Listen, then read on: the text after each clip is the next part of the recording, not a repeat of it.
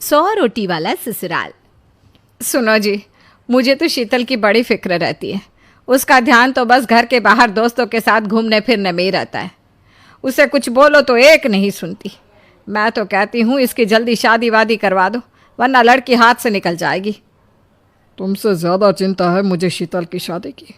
कल ही वो रामपुर वाले मौसा जी को फ़ोन भी किया था। बता रहे थे एक लड़का है नज़र में। उनका अपना घर है और लड़का भी अच्छा है। अरे तो फिर बस बात चलाओ ना, एक बार देखे तो सही लड़का और घर बार कैसा है। कौन से लड़की की बात चल रही है यहाँ? तुम्हारी शादी की बात चल रही है बेटी। अब तुम्हारी शादी की उम्र हो रही है तो लड़का तो देखना पड़ेगा ना। उफ़ो, मुझे अभी नहीं करनी शादी वादी। ये तो मेरे खेलने कूदने के दिन है। बहुत खेल कूद ली तुम। अब घर के काम धाम सीखने की कोशिश करो, समझी? ससुराल जाकर हमारी नाक मत कटवा देना। सब्जी काटनी तो आती नहीं इसको, तो नाक ही कटवाएगी। अरे मैं इसे शादी तक अच्छे से सब सिखा दूंगी। आप तो बस उस लड़के से इसकी शादी की बात चलवाओ।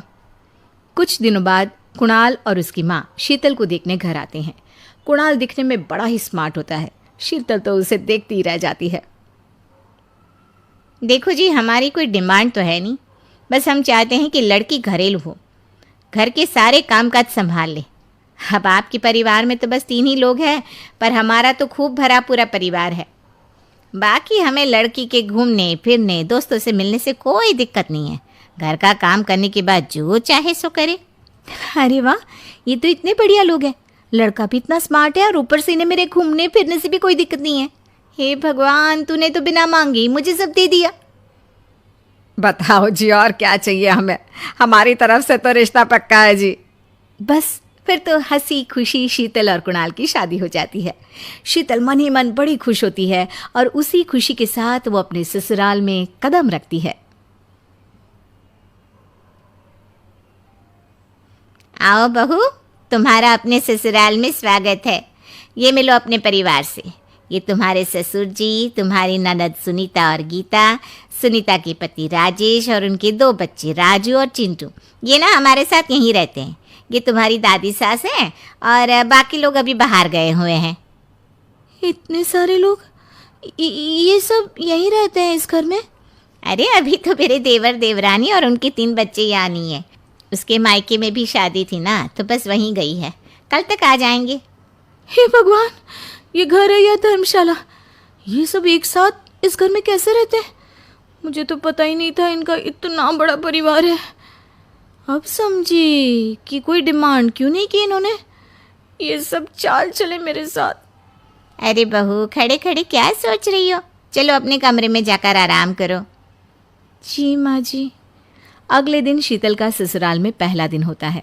शीतल रसोई में जाकर सबके लिए खीर बनाने लगती है। तभी उसके ननद सुनीता आती है।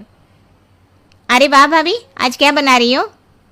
बस दीदी, आज वो पहली रसोई है ना, तो खीर बना रही थी। अरे भाभी, ये खीर वीर रहने दो। घर में 4 लोगों को शुगर है और कुछ लोग मीठा ही नहीं खाते। आप ना सीधा खाना ही बना दो। क्या फ़र्क पड़ता है, मीठा बने या नमकीन? बस बहू के हाथ की पहली रसोई होनी चाहिए ना। जी दीदी, तो फिर मैं खाना ही बना देती हूँ।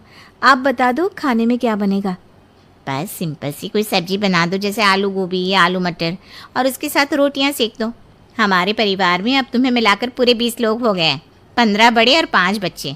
बड़ों की 6 और बच्चों की 2 के हिसाब से रोटी बना देना। चलो मैं चलती हूँ, सब देख लेना। हाँ, बड़ों की 6 रोटी मतलब कि 15 लोगों की 90 रोटियाँ, और बच्चों की 2 रोटी मतलब 5 बच्चों की 10 रोटियाँ। 90 और 10 मतलब कुल मिलाकर 100 रोटियाँ। हाय, मैं तो मर गई। 100 रोटी अकेले कैसे बनाऊंगी? माँ, ये तुमने मेरी शादी कहाँ कर दी? शादी से पहले तो मैंने कभी 4 रोटी से ज़्यादा नहीं बनाई।